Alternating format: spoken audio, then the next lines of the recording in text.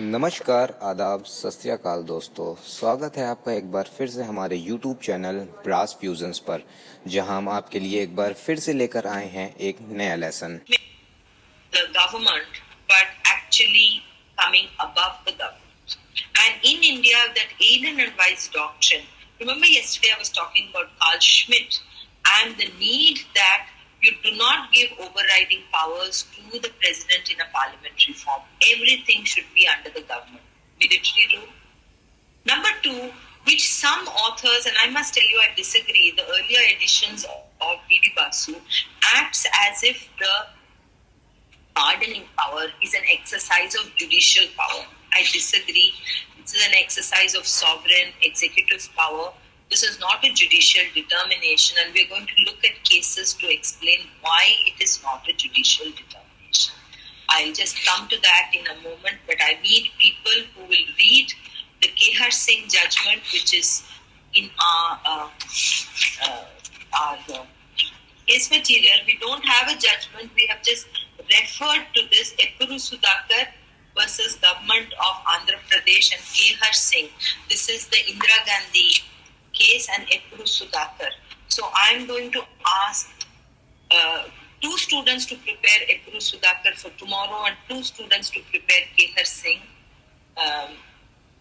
Please volunteer who they are towards the end of the class, and those two people will read it properly, and I'll put my questions to them. Otherwise, I'm getting lost. There are so many students, and then I don't know whom to ask. Now, we'll discuss the pardoning power tomorrow. But this aid and advice, therefore, covers pure executive action, also legislative action, and therefore, Mitanj, you had raised the point about 213 and 123. 123 is the ordinance power of the president, 213 is the ordinance power of the governor. This is, of course, legislative exercise of legislative power done by the executive and ordinance. This is also subject to the aid and advice of the Council of Ministers. The pardoning power also is under the aid and advice. So, barring those three which Justice Krishna talks about, everything now the president works on the aid and advice. Shamsher Singh has qualified that. The last bit of discretion is when the president decides to return a bill which has been passed by parliament and obviously which has governmental support, because otherwise it could not have been passed by parliament. He decides to return it. That is also an exercise of discretion because it's outside the aid and advice. But as the amendment now and the proviso shows, once you can return it, but subsequently if government again gives it back to you and says, please sign it, then you are bound by that aid and advice. So to the three of Justice Krishna, I would like to add this fourth, which has been made explicit by Article 74, that you can return it once and only once. Will be again where you're not bound by the aid and advice of the. And this is not a closed category, you can add to it. Now, this Council of Ministers, which aids and advice, I'm just going to take 5 minutes to talk about the UN Rao case versus Indira Gandhi. I hope all of you have read it. It's a short and very sweet case. Very simple question. Article 75 says there shall be a Prime Minister, and I'll take only a minute because at 1:15 I'm closing for any questions that you may have. If you don't have questions, I'll of course continue. But look at Article 75. UNR Rao versus Indira Gandhi. It's there in your case material. Now look at Article 75. What is the issue? Very neat and very simple question. Very short judgment also. Prime Minister shall be appointed by the President, presidential discretion, confined, limited by the need to appoint somebody who will command the confidence of the House. Of course, it's a risk. The person may fail, but by and large, you try and see who commands the respect of the House, which is why you will ask either the single largest party or the single largest pre-poll alliance to the elected. And the assumption is that they will do. I leave 1A, 1B, etc. 2, the ministers shall hold office. Now come to 75 subclause 3. The Council of Ministers shall be collective collectively responsible to the House of the people. This is what we are calling parliamentary democracy, Westminster system. When we say that it is the rivers of the Thames that fertilizes the Potomac, what Dr. Ambedkar talked famously of that debate between responsibility versus, do you remember? Stability. Yeah, that.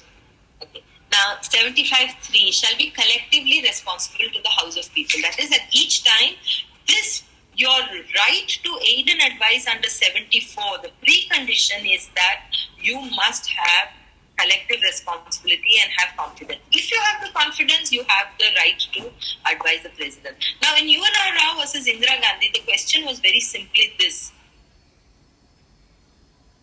Government loses the confidence of the House. President decides to call for fresh elections. And till the date of dissolution, he asks this government to continue as what is loosely called the caretaker president. Now, in this period, when you are the caretaker government and you have lost the confidence and you're merely just continuing because you know you cannot have a vacuum, you have to have somebody in place till the elections are held, who will aid and advise the president? So one argument was, this is a government which does not have the confidence of the House, therefore they cannot aid and advise the president. But the counter argument was, Article 74 says there shall be the president, there shall be a council of ministers to aid and advise. So 74 is mandatory. How can you accept aid and advice from a government which is not having the confidence of the House? So in that interim period, have we become and transformed and become a presidential form of society where the president is free to act completely at his discretion, or will he be bound by the aid and advice? You can see the tension between 74 and 75 because both are using the word shall.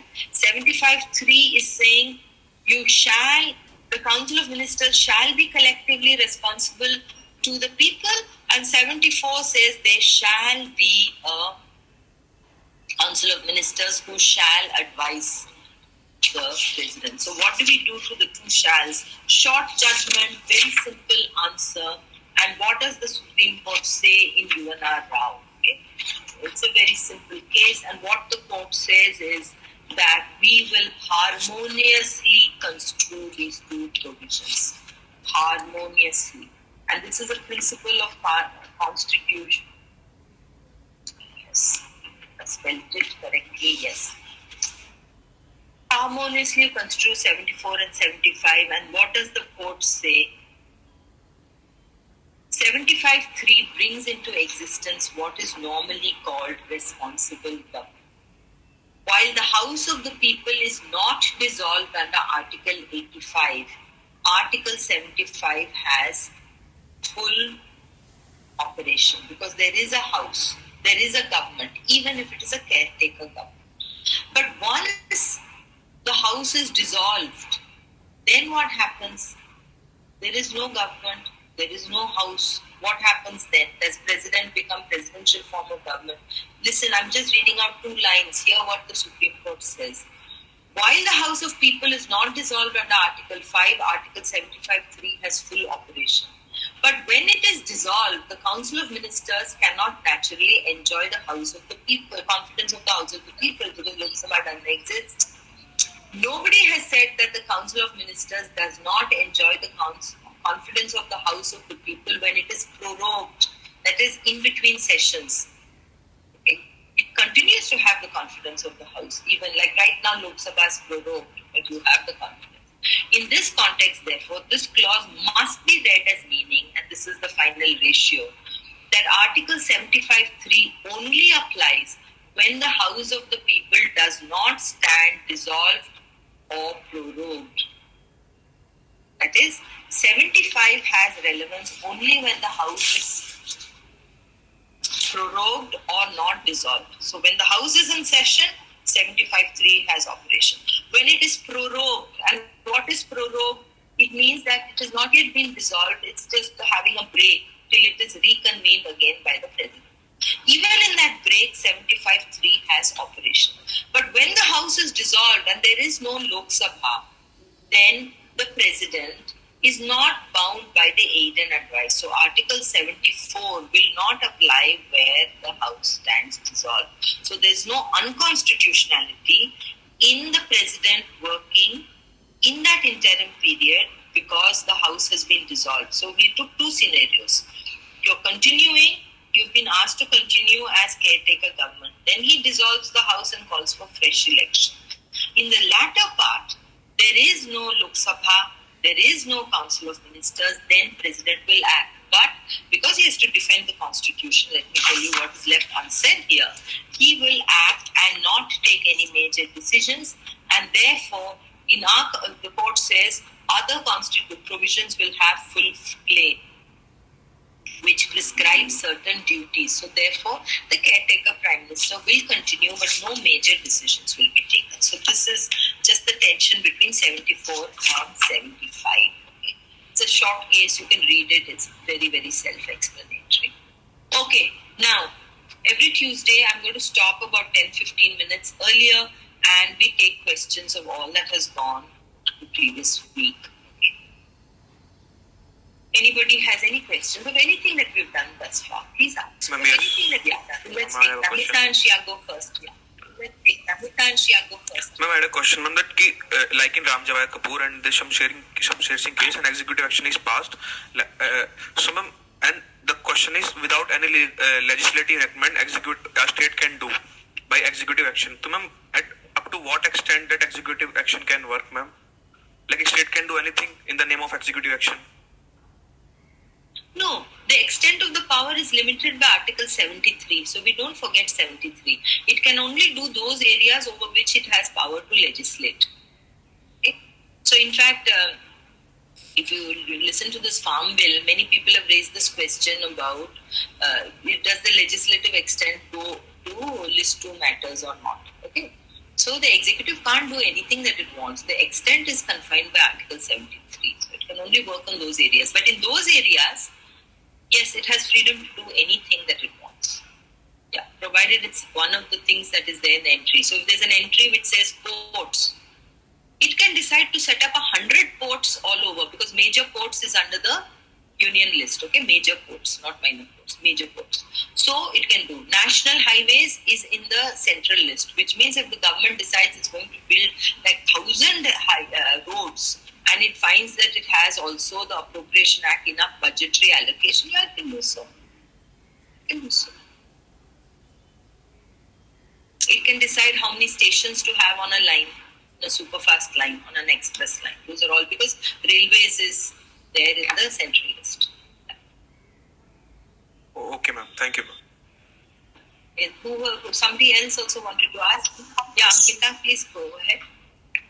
Ma'am, in Shamsher Singh case, there comes a paragraph, ma'am. These 2 paragraphs, they got me a little confused. Which one? Which Ma'am, number? 66 and 67. 60? 66 and 67. Okay. 66 says if the facts and circumstances of the case indicate that the substance of the order is the termination is way of the punishment. Yeah, if it is a punitive action, so you could terminate the services of a probationer for unsatisfactory performance. It's not that he's done any wrongdoing. You hired a person to do statistical analysis, and then you found out that the man doesn't know median, mode, nothing, okay? Then this is unsatisfactory performance. That is not a misconduct. For that thing, then you don't need to do an inquiry. Let me just go for 20 seconds into service law. You need to tell the person that your performance is not good enough, give him time to improve. So, he'll buy books and study, blah, blah, blah, and get the minimum required. And then at that point, if the person's performance is not good enough, you can let go of a probationer. That does not attract Article 311. But if it is by way of punishment for a misconduct or a violation of the conduct rules, then an inquiry under 311 is attracted. That's what paragraph 66 says. 67 says an order terminating the services of a temporary servant or probationer without anything more will not attract 311. That's exactly what I said. That is, an order terminating because of unsatisfactory performance will not attract 311. Where a departmental inquiry is contemplated for a violation of the conduct rules or a misconduct, and if an inquiry is not proceeded with, Article 311 will not be attracted unless it can be shown that the order, though unexceptionable in form, is made on a report of misconduct. So there are a large number of cases where the administration terminates the services. Actually, it is for a misconduct, but they may just couch it as termination simpliciter. When it gets challenged, you will find that the office record will not say unsatisfactory performance, but they may say that he has done something bad, which is a violation of conduct rules, but without bothering to do an inquiry, अरे वो तो probation में है ऐसे निपटा देंगे, they just let him go. Then in which case, non-attraction of 311 will become a cause for setting aside of that termination of itself. So this is a pure service law, completely pure service law. Yes, ma'am. I'm clear now. Thank you, ma'am. Yeah, thank you. Sukriti, you have a question? Yes, ma'am. Please wait, Sukriti. Yeah. Yeah, ma'am, in Ram Jawaya Kapoor case, although the state action was constitutionally right of publishing the books, but it is sad that if the state publishes the book and state has the final authority to recommend the books for state government schools and state aided schools, then from the fair trade practices or from the point of view the market practices, can the state be challenged? So, I have to give you answers in two levels. Because at the heart of your question is, can the state appropriate a monopoly and have a dominant market position, right? Dominant. It's kind of virtually it has crowded out all the private players. Correct. So the question has arisen, and in constitutional law too, I didn't want to complicate it, but good that you asked this question, Sukriti. The first constitutional amendment introduced a proviso to Article 19.6.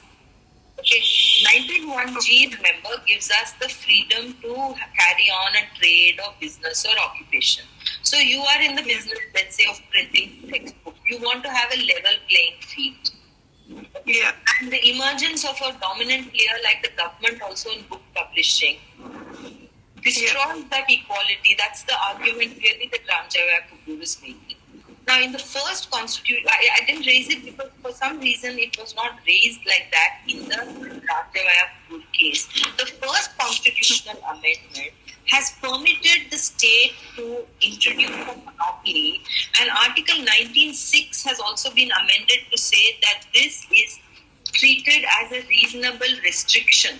Because actually, what is a monopoly? It is not just restricting the other people's right to do business. It actually prohibits it.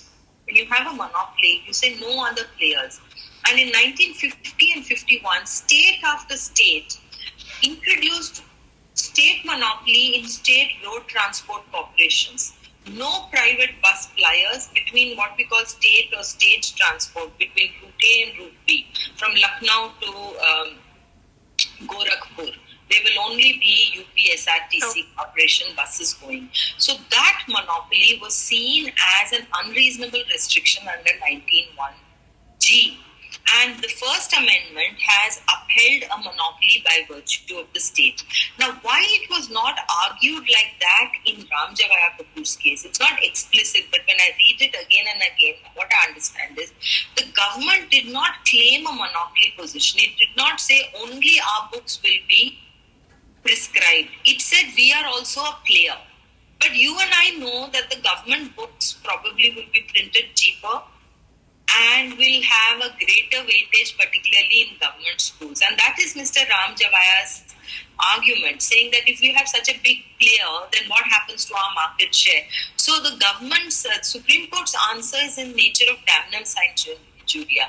Merely because you have got the liberty to have a textbook business, we do not guarantee an outcome. So the liberty does not guarantee a market share. It doesn't guarantee an outcome. And so, I have to reiterate what the judge said in Ramjavaya Kapoor's case. But I'm just saying, suppose it had been a monopoly. And in fact, Ramjavaya Kapoor's case of running a textbook business had been completely eliminated. Would he have had a better case? Yes. However, after the first constitutional amendment, uska wo chance bhi jata. Look at Article 19(1)(g) and the amendment. First amendment. Yes, but actually, ma'am, इसमें ये है कि state government is the final authority to choose the books for the. Yeah. So virtually it is a monopoly, but not written down. Virtually it's a monopoly. So can't a lawyer from the Ramjavaya Kapoor case make that point? I think Or maybe it was not. At that point, we have edited the judgment here. Okay, you can read it from Indian Qanun. He did try to make the point that, but the answer of the court was, look, all the books are there in that prescribed list. Hamara, aapka, sabka. And there is no guarantee that your book will be prescribed. So government is also only a player. And to justify that position, they relied on 298, that the government does not only carry out sovereign functions. And you studied it last year in tort. The government not only carries out sovereign functions, it also under 298 becomes also a business player. And we are here in the avatar under Article 298. Okay, you have a class at 1:30. So, Yugal, I'll have to not take up your question. Yeah, what's your question? Those who want to... Thank you, ma'am. Yeah. Actually, it is, ma'am, very short question, ma'am. It is related to, ma'am, farm bills recently passed by the parliament. Actually, ma'am, all the provisions related to, ma'am, agriculture are mentioned in the state list, ma'am. Basically, the entry 14. It's been challenged yesterday or something. Yes, ma'am. It's been challenged. So I'm going to take it up, Yugal, in the fifth topic when I come to legislative division of power. Okay, so please just be patient till then. Okay, it will just come in 2 weeks' time. I'll be there. Okay. I'll miss those of you who missed your attendance, and if you have a class, just put it down in the chat list and then just leave. Okay, I'll mark it. So just may I ask a question or in next class? May I ask? So, Mitansh, you have a question, just raise it and then I'll answer it next class. Kuldeep, aapka hai? Who has a question, Kuldeep? Ma'am, my question is about caretaker government. Hanji? If some emergency condition like war, internal disturbance arise, then can caretaker government can aid and advise the president? Government only can aid and advise. So declaration of war. Ma'am, for the major decisions as he deems fit at that time. For the major decisions, can caretaker government aid and advise President of India to? Yes, it can. That's the UNR Rao, right? They can do it. They can aid and advise, even if it's a caretaker government. Just read UNR Rao and ask me again if you have a doubt on UNR. Ma'am, is Rajya Sabha approval also needed? No. The aid and advice is by the Council of Ministers, and Council of Ministers only has the confidence of the House. Now, the other question that you're asking is, should a declaration of war be passed and pre-approved by Parliament? In India, our answer is that the declaration of war or the entering of a treaty is a pure executive act. And as I discussed when we were doing Ramjavaya Kapoor's case, it doesn't require parliamentary approval, prior approval. You only need to go to Parliament if, give me 1 minute, I'll finish. You only need to go to Parliament if you are wanting to make a law because this treaty provisions are interfering with your law. But declaration of war does not require parliamentary approval at all. The government of the day can declare a war, and on that basis, they can lose a vote of confidence in the House. But it doesn't require parliamentary approval for the war. You see that these two questions are separate. Okay, ma'am, but the day of the government is caretaker government, and that have not majority and that have not. Yes, that is true. However, the declaration of war could be be for reason. So questions of policy, normally the president would say, don't do it, wait for a new government to come. But sometimes questions of war may not wait for Indian national elections. Then what will happen? Then what Okay, will ma'am. happen? Okay, thank you, ma'am. Then what? Yeah. Okay, I get. Thank you so much. I get. Thank you. Ma'am, just I am raising the question, ma'am. Question is again from the executive action, ma'am. Yeah. Suppose a DM or a district magistrate issues an order that from tomorrow onwards the street vendors will not be selling their items on this street, on this particular lane. So will this, first question is, will this be executive action in the name of governor, and second, will this be a valid order? It may not be under the name of the order, because if you look at the Street Vending Act, Protection of Street Vendors, Protection of Livelihood Act, the orders are issued in the name of the Town Vending Committee, okay? That's the structure of the act itself. So every executive action will not be in the name of the governor. Okay? Some would have been given to different people, because when the act itself, he gave approval to, all actions will be taken in the name. For example, let me look at some law that you've studied. Which have you studied? Yeah, you've not done any of those laws. But let's just take labor law or industrial law if you're studying. Then an order of compensation, or what should be the schedule for compensation under, or Minimum Wages Act. Now we have the Code on Wages. The wages will be declared by the appropriate government. It will just be in the name of the appropriate government. The state of Maharashtra declares that the minimum wages for this work will be 100 rupees a day. It won't be necessarily in the name of the governor. All those governmental, based on 77 and the rules of business, the different ministries will be issuing those orders, but all of this will be relatable back to the executive power of the governor. That's number one. Let's say the Town Vending Committee is issuing this order. You want to challenge it. You will challenge it under Article 300 against the state of Maharashtra. Not against that individual minister, not against the governor of the state, but against the state of Maharashtra. That's because of Article 300. I don't know if it partially answers your question. Yes, ma'am, I got it. Thank you, ma'am. Okay, so all those who are here, I'll mark your attendance, but I'll right now not taking any further questions. Okay, we'll continue tomorrow, because there are a whole number of people whose attendance I need to mark. Okay. नमस्कार, आदाब, सत श्री अकाल दोस्तों। स्वागत है आपका एक बार फिर से हमारे YouTube चैनल ब्रास फ्यूजन्स पर, जहां आज हम आपके लिए लेकर आए हैं एक नया लेसन।